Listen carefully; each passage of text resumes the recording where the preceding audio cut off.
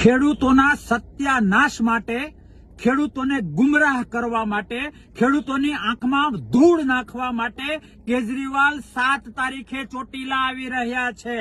હું તમને કહેવા આવ્યો છું કે ખેડૂત હોય, ગરીબ હોય કે પીડિત હોય, એના આંસુનો સોદાગર, પોતાના સ્વાર્થ માટે દુખીના આંસુનો સોદાગર, માત્ર અને માત્ર પોતાના સ્વાર્થ માટે, પોતાની સત્તા લાલચા માટે, પોતાના કંઈક ને કંઈક નકારાત્મક મહત્વાકાંક્ષાઓને પૂર્ણ કરવા માટે કેજરીવાલ ગુજરાતમાં ચોટીલા આવી રહ્યા છે। ખેડૂતોનો મુદ્દો હોય, પીડિતોનો મુદ્દો હોય, હરામ છે 1% જો ચિંતા હોય। દિલ્હીના દિલોને તોડીને, દિલ્હીના દિલોને કચડીને પોતાની વાસ્તવિકતા બહાર આવી ગઈ એટલે હવે ગુજરાતમાં, દિલ્હીમાં બધું ફિનિશ થઈ ગયું એટલે ગુજરાતમાં ગાબડું પાડવાના ઉદ્દેશ સાથે માત્ર અને માત્ર પોતાના સ્વાર્થને સિદ્ધ કરવા માટે કેજરીવાલ ચોટીલા આવી રહ્યા છે।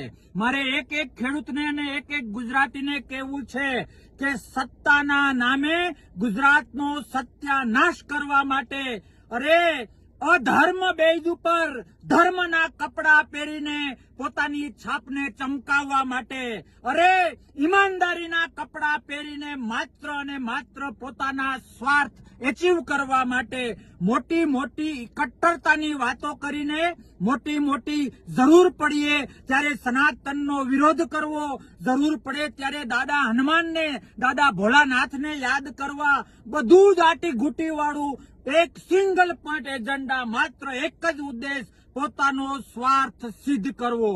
મને પોતાને 4 વર્ષ અને 2 દિવસ આ માણસને ઓળખતા થયા। રાષ્ટ્ર માટે ક્યાંક ને ક્યાંક નકારાત્મકતા, પોતાના સ્વાર્થ માટે ગમે એટલું ખોટું બોલવું, અરે યુવાનોની જિંદગી સાથે લડતો આ માણસ, યુવાનોની જિંદગીનું, ભવિષ્યનું જે થવાનું હોય એ થાય, તાકાતવાળા માણસોનું જે થવાનું હોય એ થાય। બસ હું અને મારી સત્તા, દિલ્હીમાં જે થયું અને એને આધારે જે દિલ્હીમાં સત્તા મેળવી એ મારે કહેવાની જરૂર નથી। આવું તો ઘણું બધું અસત્ય ઢાંકવા માટે સત્યનો ડુપ્લિકેટ આશરો।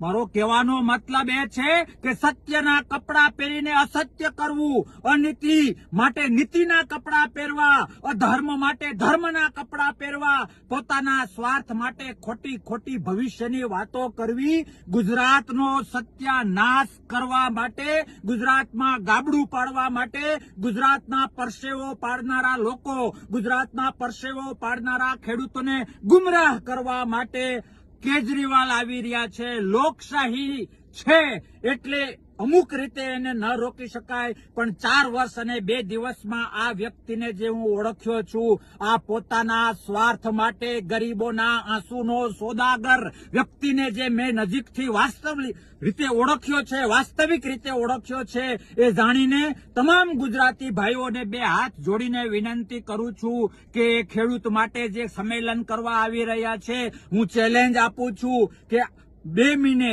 1 મહિને, 15 દિવસે કે 6 મહિને આ સંમેલનથી એક માંડવીના ડોડવા જેટલો, એક મકાઈના ડોડા જેટલો 1 રૂપિયાનો ખેડૂતને નહીં ફાયદો થાય, માત્ર પોતાની વાહવા માટે, પોતાના સ્વાર્થ માટે આવી રહ્યા છે।